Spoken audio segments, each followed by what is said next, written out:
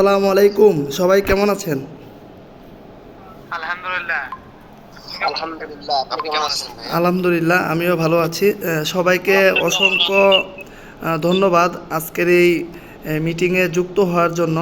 ইতিমধ্যে আমরা অনেকেই জানি যে আমরা কোন বিষয়ে আজকে আমরা কথা বলবো, মোটামুটি আমরা সবাই জানি। তারপরে আমি একটু জাস্ট সামারি করব, তারপর আমরা মূল আলোচনায় চলে যাব। আজকে আমরা বর্তমান জব বাংলাদেশের যে অবস্থা, এটা একটা পয়েন্ট থাকবে। সিভি ঠিক থাকার পরেও কেন আমরা ইন্টারভিউ কল আসে না, এই টপিকে কথা বলবো। তারপর হচ্ছে অটোমোবাইল ইঞ্জিনিয়ার যারা আছেন তাদের বিষয়ে, ডিপ্লোমা কেমিক্যাল এবং বিএসসি কেমিক্যাল তাদের বিষয়ে কথা থাকবে। এবং চুক্তি, ইদানিং আমরা দেখতেছি বিভিন্ন কোম্পানিতে চুক্তির মাধ্যমে চাকরি বা এগ্রিমেন্ট বা সার্টিফিকেট জমা দিয়ে, এই বিষয়েও কথা থাকবে। ডিপ্লোমা হয়ে টেকনিশিয়ান জবগুলা করা যাবে কি না, জুনিয়র পোস্টে চাকরি করা যাবে কি না, এই টপিক নিয়েও কথা হবে। তারপর কথা হবে লাইসেন্স। আমরা জানি বর্তমানে লাইসেন্স খুবই গুরুত্বপূর্ণ, এই বিষয়ে থাকবে। তারপর ফ্রেশ বিএসসি ইঞ্জিনিয়ার যারা আছেন, আপনারা মার্কেটে যেহেতু আপনারা বিএসসি ইঞ্জিনিয়ার ডিপ্লোমার পরে হচ্ছে আপনারা, তো এখানে আপনাদের একটা স্যালারি বিষয় থাকে, এই বিষয়ে আমরা কথা বলবো। তারপর ডিপ্লোমা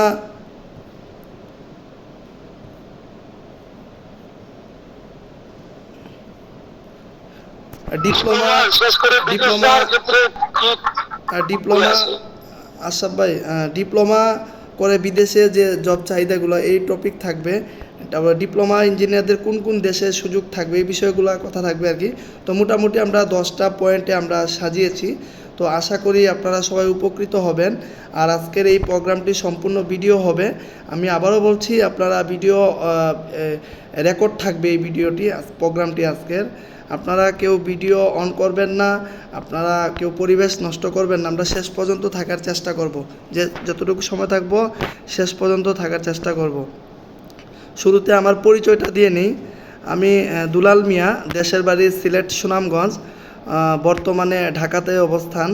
আমি ডিপ্লোমা করেছি Jessore polytechnic institute electrical technology. আর বিএসসি বর্তমানে নর্দার্ন ইউনিভার্সিটি বাংলাদেশ ত্রিপলিতে কন্টিনিউ আছে এখনও। আর আমি বর্তমানে হামিম গ্রুপে আছি, পাওয়ার অ্যান্ড এনার্জি সেক্টরে।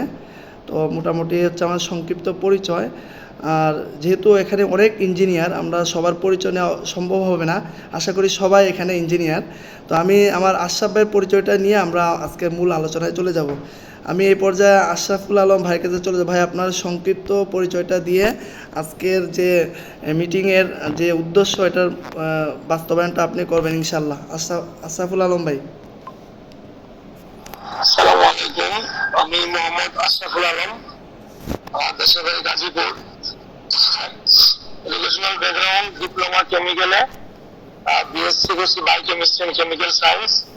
বর্তমানে সাভারের একটা স্টিল কোম্পানিতে আছি, ইউটিলিটি ডিপার্টমেন্টে senior incharge. WTP, ETP, boiler, chemical, safety, compliance সব ডিপার্টমেন্টে এভারেজ দেখতে হয়।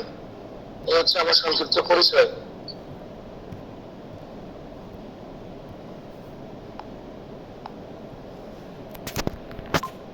ধন্যবাদ আশরাফুল আলম ভাইকে। এ পর্যায়ে আমরা মূল আলোচনায় চলে যাব। আমাদের আজকের যে সেমিনারটি, যে কয়েকটা পয়েন্ট আমরা সাজিয়েছি, আমাদের আশরাফুল আলম ভাই বর্তমান জব অবস্থা এবং বাংলাদেশ, এই বিষয়ে সংক্ষিপ্ত আলোচনা করবেন। আশরাফ ভাই। আচ্ছা, বর্তমান জব অবস্থা এবং বাংলাদেশ।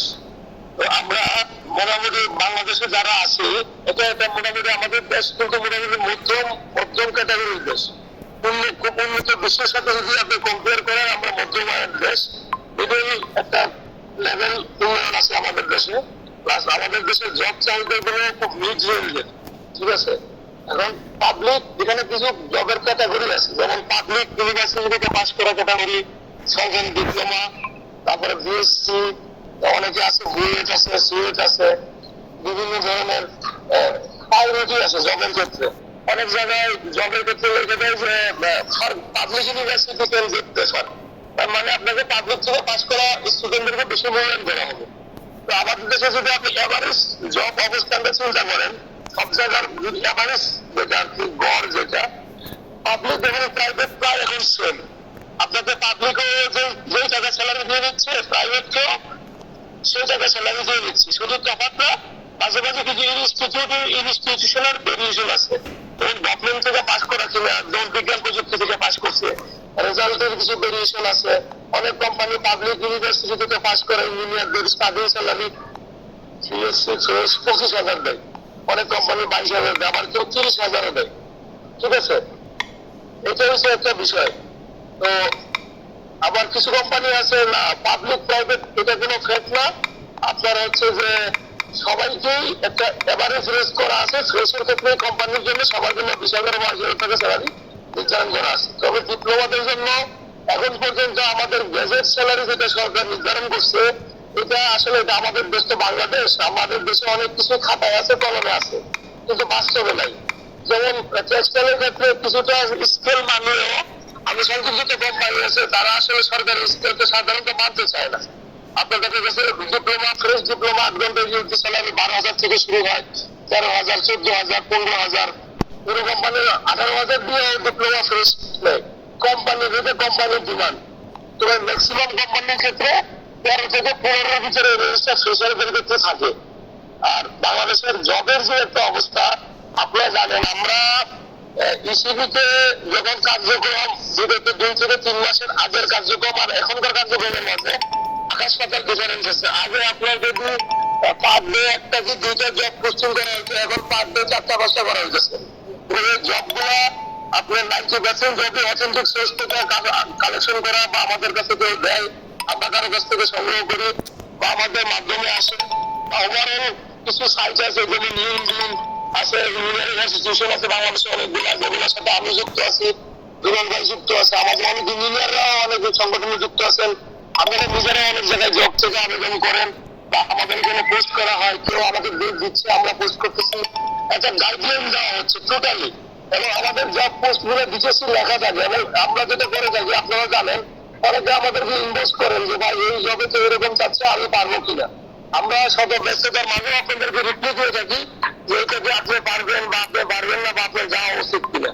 তো বাংলাদেশের সামগ্রিক দিকে চিন্তা করেন, এখন বড় সাইটের ভিতরে সবচেয়ে বড় site BD jobs. BD jobs এর এখন আগের যে একটা বিজনেস ব্যবস্থা ছিল এটা এখন আর নাই। এরা এখন সার্ভিস কিছু করে, কিছু কোম্পানি সরাসরি নেয়, কিছু কোম্পানি নিজেদের লোক দিয়ে নেয়, শুধুমাত্র বিডি জবসের বিজ্ঞাপন দেয় যে আমরা বিডি জবসের মাধ্যমে দিচ্ছি, ফেয়ারের লিস্ট। আসলে অনেক জব ফেয়ারও হয় না, সরাসরি লিঙ্কের মাধ্যমে হয় বা কারো ম্যানেজারের পরিচিত সে নিয়ে দিচ্ছে। তো হচ্ছে বর্তমান সামগ্রিক পরিস্থিতি। আর একক একক সত্র স্কিল যেটা, শুধু আপনি পাস করছেন, আপনি একজন ডিপ্লোমা ইঞ্জিনিয়ার হোক, সেটা হোক কেমিক্যাল ইঞ্জিনিয়ার হোক, ইলেকট্রিক্যাল ইঞ্জিনিয়ার, শুধু ডিপ্লোমার পাস দিয়ে এখন আর জবের বাজার কিটা কঠিন বর্তমানে। আপনাকে ইলেকট্রিক্যাল ইঞ্জিনিয়ার হলে পাশাপাশি লাইসেন্স থাকতে হবে, আপনার সরকারি কোনো প্রতিষ্ঠান থেকে ট্রেড কোর্স করা আছে কিনা, এগুলো এখন একটা মূল্যায়ন করে বর্তমানে অনেক কোম্পানিতে। এই জিনিসগুলো এখন জবের যখন ডেসক্রিপশন থাকে এই জিনিসগুলো উল্লেখ করে দেয় যে ইলেকট্রিক্যাল হলে এটা দেখবে ট্রেড কোর্স গভর্নমেন্ট ইনস্টিটিউট বা সরকারি কোনো ট্রেনিং থেকে আপনার ইলেকট্রিক্যালের বিষয়ের উপর কোনো ধরনের ট্রেনিং করা আছে কিনা। ধরেন ইলেকট্রিক্যাল ইনস্টলেশন অথবা পিএলসি ডায়াগ্রাম বা হচ্ছে মেইনটেনেন্স বিষয়ে কোনো ধরনের ট্রেড কোর্স, এই ধরনের কোনো কোর্স আপনার ইস্যু আছে কিনা বা আপনি ডিপ্লোমার পাশাপাশি করছেন কিনা। এই ধরনের টেকনিক্যাল স্কিল যাদের আছে তাদেরকে একটু আগে জবের সিভির বাছাইয়ের ক্ষেত্রে হিসেবে আগের প্রাধান্য দিয়েছে। এই সিভি গুলোকে একটু আগে নেন, কারণ তারা ডিপ্লোমার পাশাপাশি স্কিল করা। তো এটার একটা মানে গুড ফ্যাসিলিটি দিক হচ্ছে, আপনি যদি টেকনিশিয়ানের কোর্স করা থাকে, ধরো একটা কোম্পানিতে ইলেকট্রিশিয়ান নিবে, এখন আপনার ডিপ্লোমা দিয়ে যারা নিতে যাচ্ছে না, তাহলে আপনি ডিপ্লোমাটা মাইনাস করে এসএসসি দিয়ে সিভি করলেন, পাশাপাশি সরকারি টেকনিক্যাল থেকে যে আপনি ট্রেনিং করছেন সেটা দেখায় আপনি ওখানে ঢুকতে পারবেন। এটা হচ্ছে টেকনিক্যাল যেখানে একটা কোর্স করার বেনিফিট। এবং মেকানিক্যালের যেখানে ট্রেড করা থাকলে এটা হচ্ছে তার বেনিফিট, সেটা হোক ওয়েল্ডিং হোক, কাটিং বা হোক অ্যালাইনমেন্ট সিস্টেম, মেকানিক্যাল ডায়াগ্রাম, যে কোনো জিনিস। তো এখন এই হচ্ছে জবের যে আনুষঙ্গিক দেশের যে পরিস্থিতি, এককভাবে ডিপ্লোমা পাস দিয়ে আগের মতো যেটা হইতো ফ্রেশ ভাবে এখন কাউকে এরকম ভাবে রিক্রুটমেন্ট করতে যাচ্ছে না কোম্পানিগুলো। সবাই চাচ্ছে যে মাল্টি স্কিলের লোক নিয়ে তারা যেন নিতে পারে, কারণ একজনকে অনেক সময় অনেক কোম্পানি একজন ইঞ্জিনিয়ারই থাকে, তাকে অনেক দিক দেখতে হবে। হাত পাতে লোক দেখতে হবে, ডায়াগ্রামের কাজও বুঝতে হবে, ড্রয়িংও বুঝতে হবে, আবার কিছুতে কাজও করতে হবে।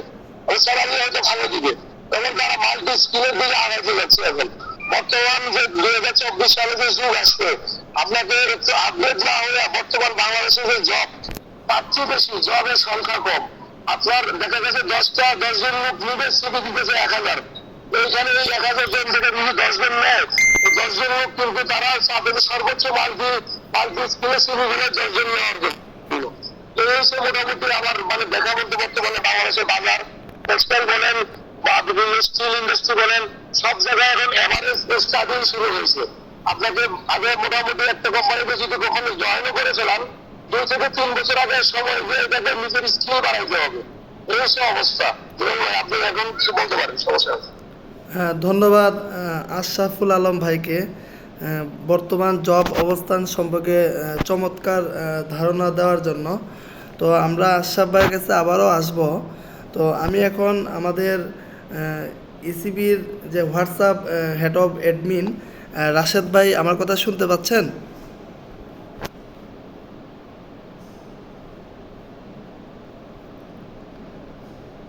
রাশেদ ভাই কি আমার কথা শুনতে পাচ্ছেন? হ্যাঁ ভাই, হ্যাঁ হ্যাঁ, শোনা যাচ্ছে। আমার কথা কি শোনা যাচ্ছে ভাই? জি, আপনার কথা শুনতে পাচ্ছি। তো আপনি আপনার সংক্ষিপ্ত পরিচয়টা দিবেন, পাশাপাশি আপনার যে টপিক থাকবে ইলেকট্রিক্যাল যারা ইলেকট্রিক্যালের আছে, আমরা জানি ইলেকট্রিক্যাল, ইলেকট্রনিক্স, বিএসসি, ত্রিপলি, এই তিনটা একসাথে, পাশাপাশি ইলেকট্রোমেডিক্যাল এটাও টুকটাক চলে আসে। তো যেহেতু আপনি ইলেকট্রিক্যালের, তো আপনি ইলেকট্রিক্যালের বর্তমান জব সেক্টরটা নিয়ে কথা বলবেন, যে ইলেকট্রিক্যালেররা কোন দিকে যাবে বা কী করবে।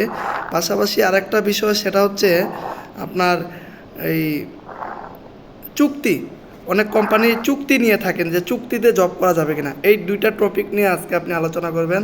আপনার পরিচয়টা দিয়ে আপনি আপনার মূল আলোচনা যেতে পারেন। ধন্যবাদ।